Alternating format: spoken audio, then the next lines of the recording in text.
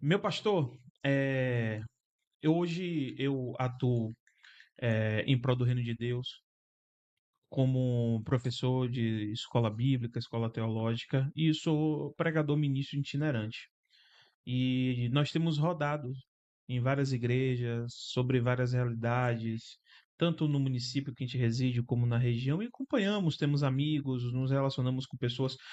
Nós temos alunos espalhados por vários locais, o nosso curso funciona online, e a gente acaba ouvindo essas pessoas, participando com essas pessoas.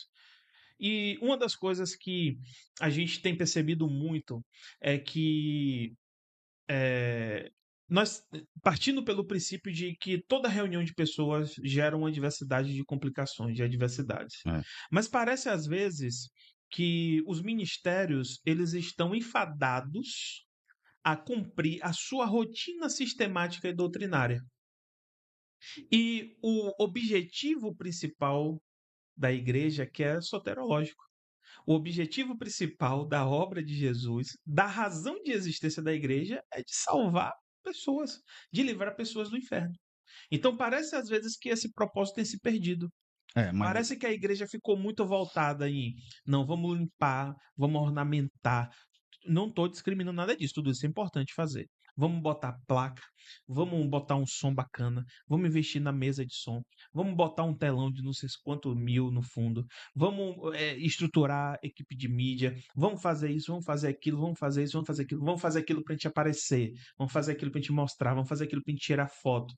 E parece que às vezes o propósito de salvação tem sido esquecido. Muitas pessoas vindo para a gente com queixas, com birrinhas, com problemas de relacionamento, de grupos, de departamento dentro da igreja.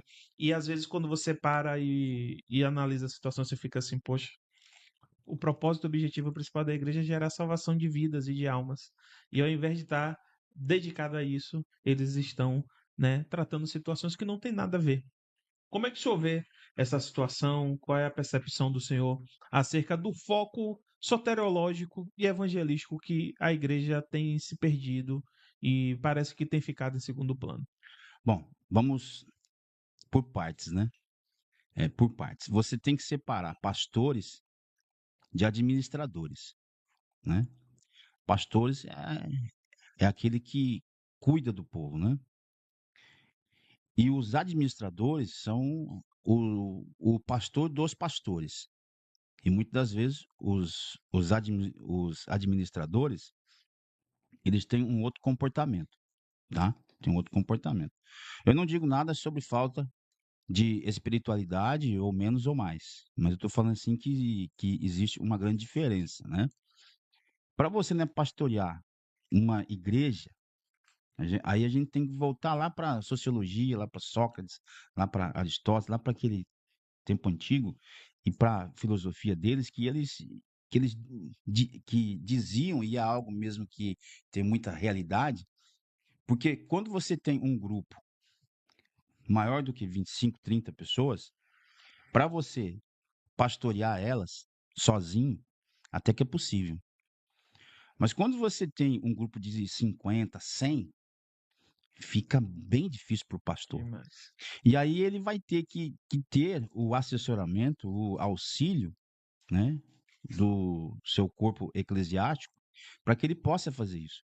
Mas muitas das vezes ele não tem essa mão de obra, né? Ele não tem essa mão de obra, ou muitas das vezes ele não tem como remunerar, né, essa mão de obra, né, porque você sabe que o nosso trabalho ele é voluntário, Sim. né? Alguns são itinerantes e eles têm que trabalhar mesmo, né, na obra e, né, eles têm que fazer. Mas eu compreendo bem o que você está falando, porque fica sem profundidade, né?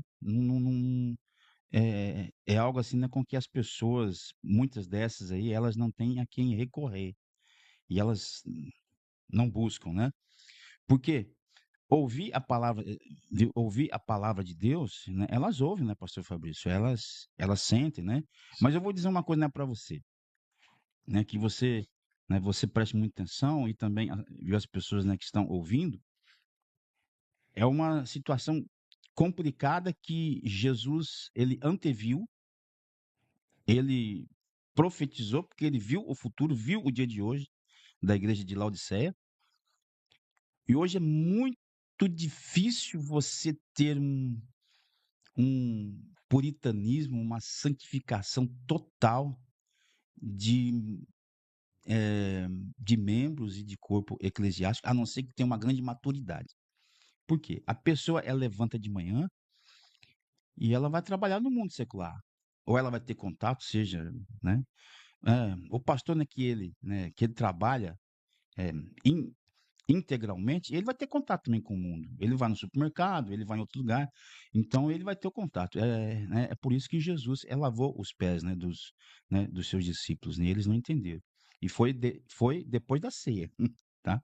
Então, tem uma situação que é essa aí, né? Nós estamos em um mundo que nós vamos lembrar das palavras de Paulo, que ele fala assim: não vos conformeis, mas o mundo, ele quer nos conformar.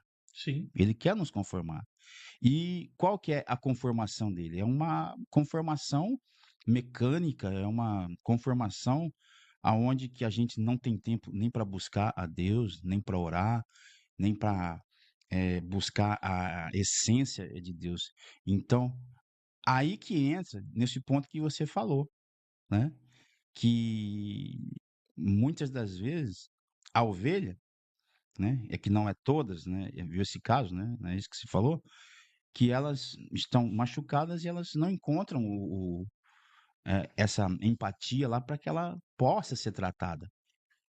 E outra coisa também, tem pastor que ele é formado, mas ele não tem a psicologia para ele tratar. Ele não vai tratar. Ele não, eu vou pregar a palavra de Deus, mas ele não tem essa psicologia para ele. Eu conheço muitos assim.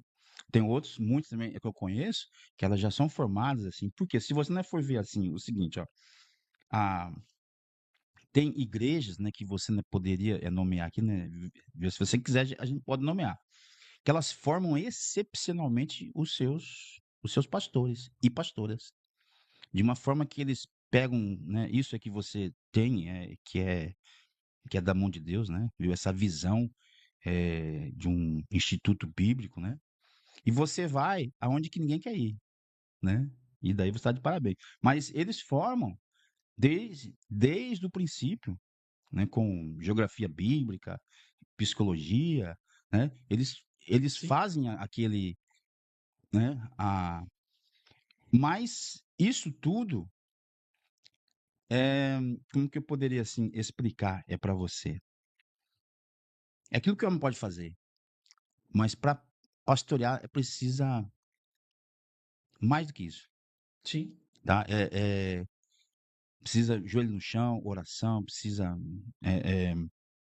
porque é uma é uma batalha espiritual, não é uma batalha no nosso mundo só, né? Porque quando você vai pastorear a pessoa que você prega o evangelho, né? E uma pessoa vem ali, essa pessoa ela vai ser desgarrada, né? Das mãos de quem ela estava. Então você vai criar uma briga, tá? É como é que Eliseu fez, né? Vendo lá o, o rei, né, lá no seu quarto, tramando contra Israel. E aí ele perguntou, ó, viu quem foi aqui, né, de vocês? Não, é que tem um homem lá que viu você aqui. E no outro dia tava lá o exército, lá na porta da casa dele. Então, nós atraímos né, uma batalha. Aí, então, acontece, né, que não é só o mundo, como que você pode me ajudar? Essa parte didática, né? Tem essa parte espiritual, porque sim. pega e o mundo espiritual, ele vem para cima, ele vem para cima. Então aí a gente precisa ter. Mas esse ponto que você falou, isso é verdade mesmo. E, e o que que surge com isso? Pessoas desgarradas, desigrejadas e pessoas que não têm discipulado. E No as, primeiro baque, E às vezes parece que as pessoas não entendem o seu propósito. Logicamente que a maioria das pessoas vão vir motivadas por algo. A maioria das pessoas são motivadas pela dor. A gente sabe que isso é inevitável. É. Se tudo estiver bem, tranquilo, talvez aquela pessoa Para quebrar não, o orgulho, né? não entenda que ela precisa de Cristo. Então ela vem pela dor. É. Só que precisa haver uma razão no propósito.